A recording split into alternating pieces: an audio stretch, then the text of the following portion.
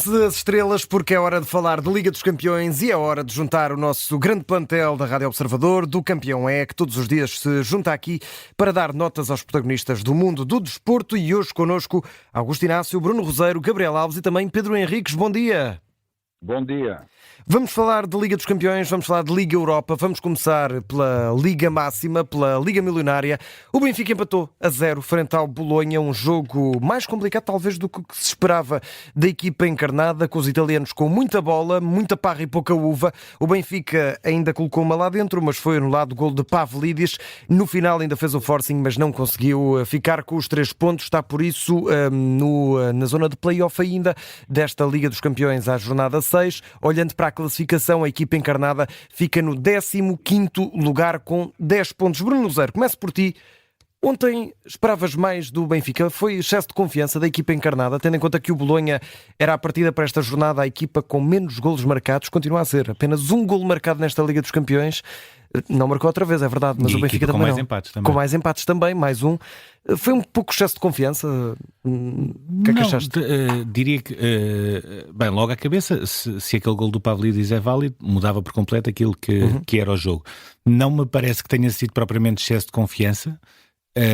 Acho que o Bolonha também tem mérito na forma como conseguiu anular o Benfica Muitíssimo. em termos ofensivos. Agora, aquilo que me parece foi, durante 45 minutos o Benfica foi tentando ver aquilo que o jogo lhe podia dar, e a seguir ao intervalo percebeu que tinha de escrever aquilo que o jogo tinha de ser.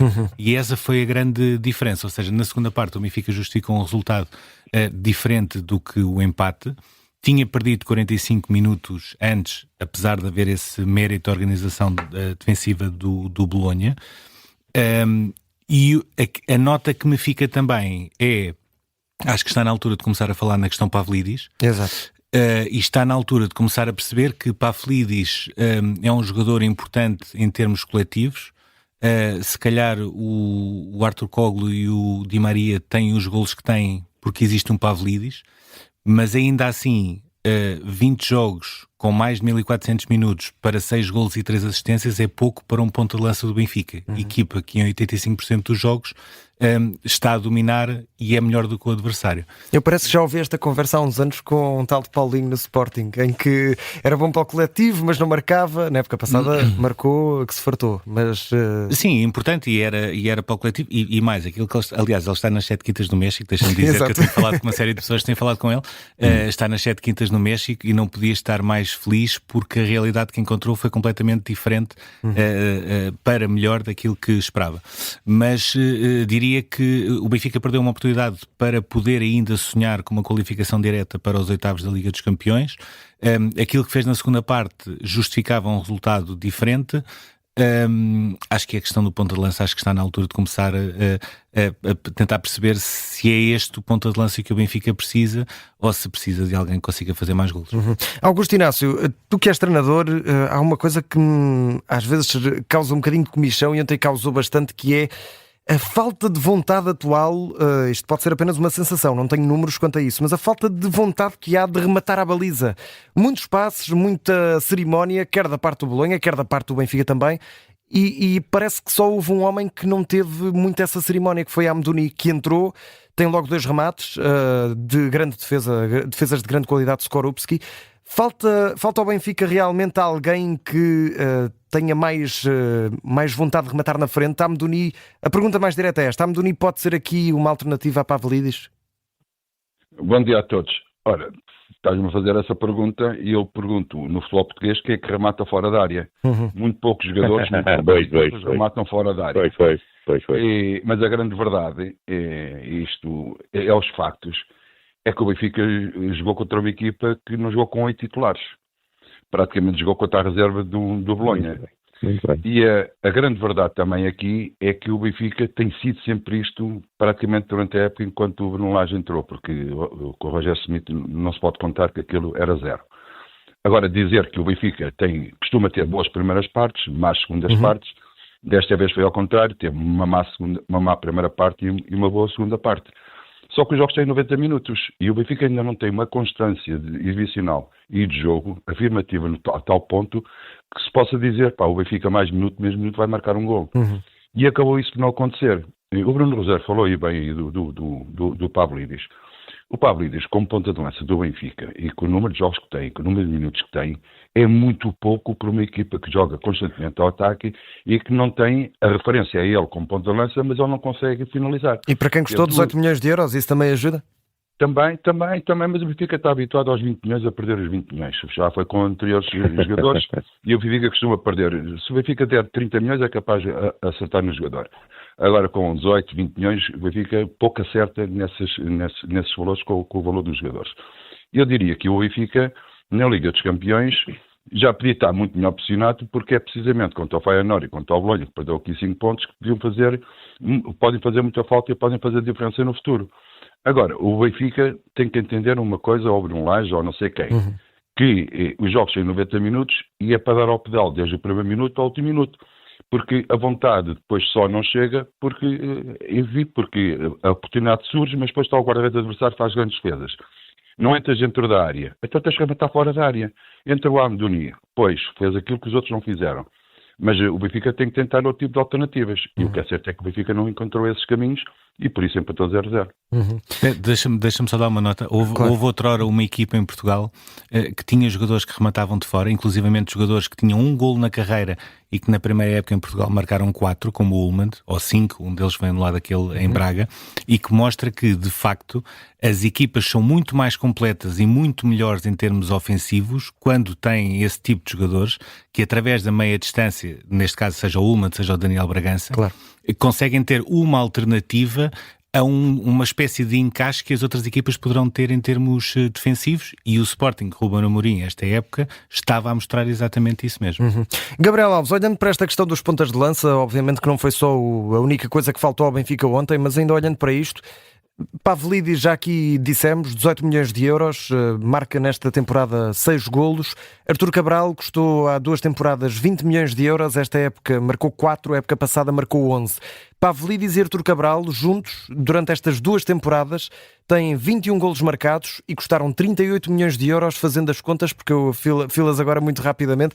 Estamos a falar, mais ou menos, mais coisa menos coisa, 1 milhão e 800 por golo. O que é que falta ao Benfica para encontrar um ponta de lança que realmente marque golos? Porque parece que desde Gonçalo Ramos que não voltou a encontrá-lo. Caríssimo, é caríssimo. É um clube riquíssimo. São quase 2 milhões por golo nas últimas 2 épocas, nestes 2 pontas de lança, não é? Isso é caríssimo, isso é para gente riquíssima. Olha, essa questão do Pavlidis, eu acho que já ando a falar aqui no Campeão há umas semanas, a perguntar onde é que está o homem-golo. Eu já ando a falar nisso há umas semanas, bastantes semanas. Enfim, nem sempre estamos todos juntos, naturalmente, vamos rodando, mas eu já ando a perguntar para o Pavlidis há um tempo a esta parte. Olha, o Benfica tem que primeiro perceber que tipo de jogo quer, qual é o seu naipe de jogo, e depois escolher o homem para esse tipo de jogo. Portanto, não é ir buscar porque ele... Até porque o Pavlidis, ainda com Roger Schmidt, enfim, questões à parte, na pré-época mostrou aquilo que não mostra agora. Portanto, mostrou a tal veia goleadora que agora não tem, que está sequinha. E o que é que mudou? Foi a forma de jogar do Benfica? O Benfica jogava de outra forma na pré-época? Já mudámos de treinador, claro. Sim, encontras alguma explicação muito, para isso? Vai mudando tudo muito, vai tudo mudando muito ali no Benfica. Portanto, eu penso é que nem o Artur Cabral foi o jogador ideal comprado para aquilo que era o tempo de Roger Schmidt, nem o Pavlidis se calhar encaixa naquilo que é a ideia do Bruno Lage. Portanto, o Benfica tem que começar naturalmente, Benfica ou qualquer clube, a comprar jogadores, ou melhor, a adquirir jogadores que sejam para um plano. E isso foi aquilo que o Ruben Amorim fez do Sporting quando adquiriu o Gyökeres.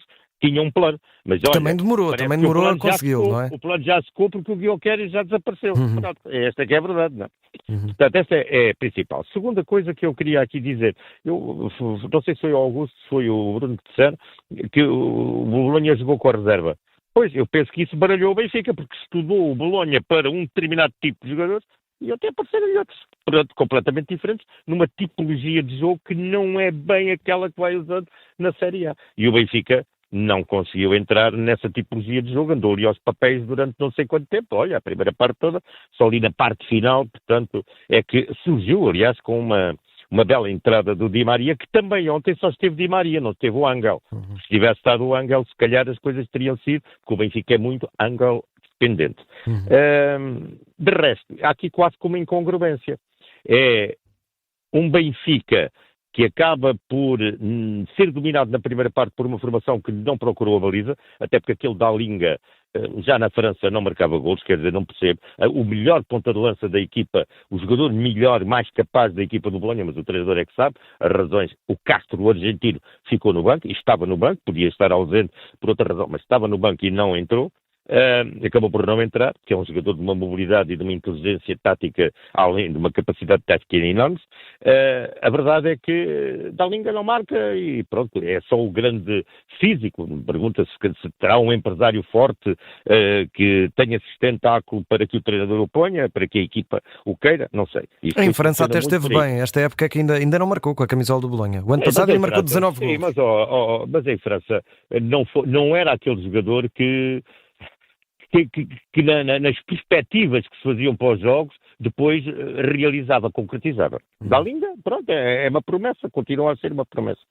De resto, portanto, depois há esta, parece quase incongruência. Um Benfica mas que depois pode ganhar o jogo, mas que depois tem que enfrentar um guarda-redes, para mim foi o homem do encontro, porque obviamente fez defesas fantásticas, 3 defesas, a começar pela primeira ao Di Maria, que faz o tal remate fora da área, que daqui se falava e que bem é preciso, e Di Maria sabe o melhor que ninguém, porque se calhar é um jogador de cultura tática e técnica de maior gabarito que o Benfica tem.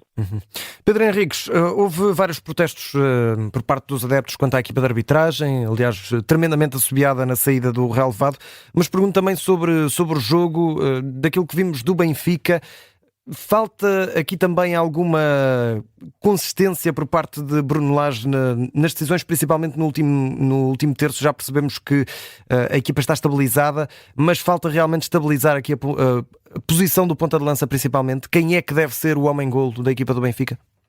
Olha, bom dia. Eu vou pegar naquilo que o Augusto Inácio disse, que eu também acho que é um bocadinho isso que está a acontecer com o Benfica. O Benfica tem sido muito pragmático ao nível dos resultados, mas claramente com falta de nota artística, e isto tem sido aquele que caracteriza sobretudo esta era do Bruno Lage. Aqui ou lá um jogo ou outro com mais nota artística, mas basicamente o que o Benfica tem conseguido, também, e olhando aqui para a Liga Portuguesa, cavalgando um bocadinho também neste menos bom momento do Sporting, porque queremos que não, isso tem sido um elan grande também para os seus adversários, que é pragmatismo dos resultados. Ainda agora, quanto ao jogo do Vitória, foi isso que aconteceu, mais do que propriamente a nota artística. Eu queria destacar, é lógico que a gente diz assim, estamos em competição de Liga dos Campeões, é nesse contexto que estamos a falar, o Bolonha não tem um gol, tem 20 na Liga Italiana, onde são 20 equipas, e está em 8º lugar, e está em 8º lugar porque tem equipas à frente deles que têm 15 jornadas e o Bolonha tem 14, portanto este Bolonha, naquilo que possa ser sempre a sua máxima força, obviamente não é uma equipa que a gente estatisticamente olha para aqui, epá, este Bolonha só tem um gol, portanto isto é uma equipa fraquíssima, nada disso, é uma equipa de grande consistência, está em 8º lugar na Liga Italiana, em 20 equipas, portanto é uma equipa média alta, e viu-se que mesmo com 8 jogadores titulares no banco, e portanto é uma equipa mais forte que aquilo que, no meu ponto de vista, eu fui vendo naquilo que eram as crónicas feitas em relação a esta equipa na antevisão. Parecia que era uma equipa fraquíssima, que o Benfica chegava lá a favas contadas. E depois há essa questão que eu também acho que é relevante e importante, que tem sido aqui falado, que é, eu acho que o Benfica não tem acertado, entre aspas, naquilo que é um Gyökeres, pronto, para fazermos uma referência a um Jonas, ou pronto, jogadores que entretanto marcaram o Benfica ou o Sporting, presente ao passado, e que realmente são goleadores mesmo quando a equipa eventualmente pode não estar a produzir. O Pavlidis é muito o Paulinho, eu também acho que sim. Portanto, é um jogador que produz muito em função da equipa e que poderá vir a ser um goleador, e o sistema que for montado também o possa ajudar. E nós vimos isso no Paulinho quando o surgimento do Gyökeres. Se calhar um Pavlidis como sozinho de ponta de lança, se calhar, isto agora é para o Benfica pensar e resolver, não sou eu, mas se calhar o Pavlidis com outro jogador, como o Paulinho jogou com o Gyökeres, se calhar poderá ter, aliás, outro rendimento ao nível daquilo que é a concretização. Pronto, foi mais uma jornada, eu acho que Benfica, e termino com isto, Benfica e Sporting neste momento, matematicamente, embora isso não esteja garantido, mas porque, no cruzamento das equipas, com as 2 jornadas que faltam, Benfica e Sporting, eu diria que estão assegurados naquilo que são os 24, do 9º ao 24, que dará o play-off. A questão é que ser 9º não é a mesma coisa que ser 24 naquilo que possa ser, claro, o adversário possa ser em termos de grau de dificuldade. Muito rapidamente vamos ao Futebol Clube do Porto, e tem de ser mesmo numa frase cada um, para depois irmos às notas de campeão. Bruno Roseiro, a pergunta que te faço é o jogo capital para Vítor Bruno? Não, é um jogo capital para o Futebol Clube do Porto ganhar, pela Liga Europa, pelo Vítor Bruno e pelo atual contexto. Mais simples do que isto é impossível. Augusto Inácio, concordas? Augusto? Não está. Estou. Sim. Já cheguei. Apanho o elevador, já cheguei. Muito bem. Estava a perguntar se concordas não, com o Bruno, concordo. que este jogo não, pode não ser decisivo para a continuidade de Vítor Bruno. Não, a continuidade de Vítor Bruno não é nada decisiva com este jogo, porque o Vilas Boas, a pessoa também neste treinador, sabe perfeitamente bem as dificuldades que o Porto tem tido desde o início. O Porto, é verdade, também tem sido muito intermitente e na Liga Europa hoje tem que dar uma resposta positiva para sossegar as hostes. Gabriel Alves, numa frase. O Porto Midtjylland mais logo. O Benfica, o Futebol Clube do Porto hoje tem que dar tudo por tudo, não é só o Bruno, é o Bruno e a própria administração do Futebol Clube do Porto. Precisam de uma vitória hoje, mais do que nunca. Pedro Henriques, o que é que esperas para mais logo? Espero que o Futebol Clube do Porto consiga conquistar mesmo 3 pontos. Acho que tem condições para isso e estes 3 pontos para o Futebol Clube do Porto seriam extremamente importantes, com mais não seja para aquilo que é, uma vez mais, a ida ao play-off, que eu acho que neste momento é aquilo que pode estar no horizonte das equipas portuguesas de forma mais realista. Portanto, ficar nos 8 primeiros é difícil e por isso espero que o Futebol Clube do Porto consiga, embora tenha aqui 4 jogadores entre lesionados e suspensos que não podem ir a jogo, o que vai fazer mexer as contas, mas acho que o Futebol Clube do Porto tem todas as condições para jogar hoje e ganhar, e vai ser a minha aposta hoje, com a odd que está boa. Ora bem, esperemos sim Porto Midtjylland mais logo, a partir das 8 da noite, com relato em direto aqui do Ricardo Loureiro e do Pedro Fernandes, coordenação de emissão especial do Nuno Santos, comentários do Filipe Coelho, Luís Pinto Coelho e também do Pedro Henriques. Pedro, não sei se tens Coelho no nome também, mas se tiveres, não. mudas hoje para bater certo. Mais logo também, relembro, 5h45 há Roma Sporting de Braga, jogo também importante para os bracarenses na Liga Europa e para o Vitória Sport Clube com o St. Gallen também às 8 da noite. St. Gallen frente ao Vitória Sport Clube. Muito rapidamente também vamos às notas de campeão. Bruno Rosário, começo por ti, que é o teu campeão do dia e que nota dás?